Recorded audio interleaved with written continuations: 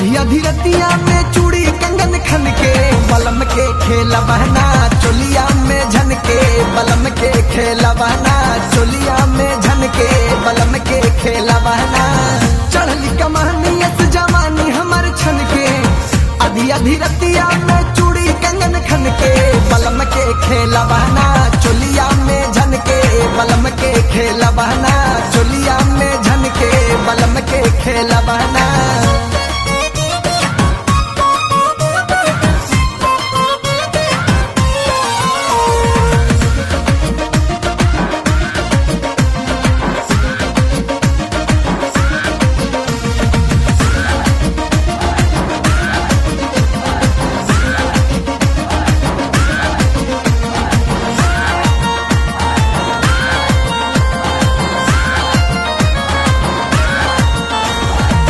चढ़ली जवानिया बहुत बाजिया न हो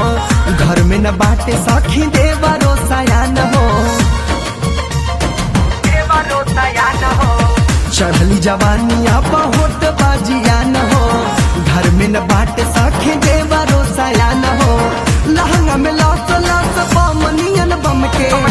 लहंगा में लौस लौस आगनियन बम के बलम के खेलवाना चोलिया में झन के बलम के खेलवाना चोलिया में झन के।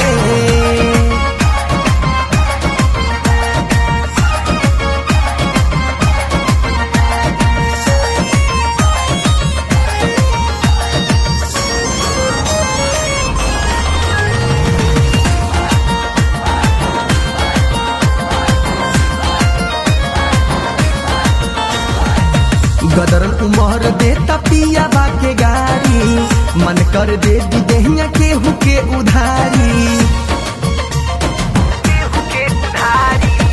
गदरल उमर देता पिया बाके गारी मन कर दे दी दहिया केहू के उधारी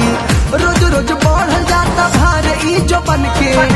रोज रोज बढ़ल जाता भार ई जो बन के बलम के खेलवाना चोलिया में झन के बलम के खेलवाना चोलिया में झन के।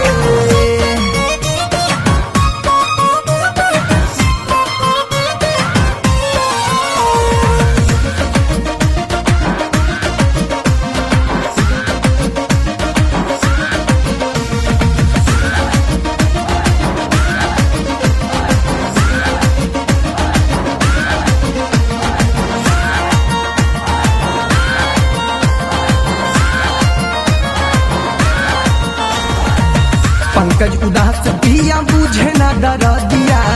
लगता कि लग जाई शाम के हरा दिया पंकज उदास पिया बुझे ना डर दिया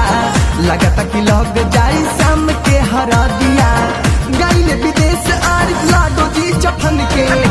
गैले विदेश आरिफ लाडो जी चफन के बलम के खेलवाना चोलिया में झन के बलम के खेलवाना चोलिया में झन के चढ़ली कमानियत जवानी हमर छन के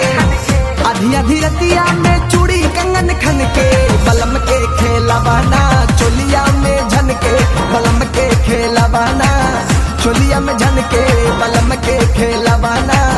चोलिया में झन के बलम के खेलवाना चोलिया में झन के बलम के खेलवाना।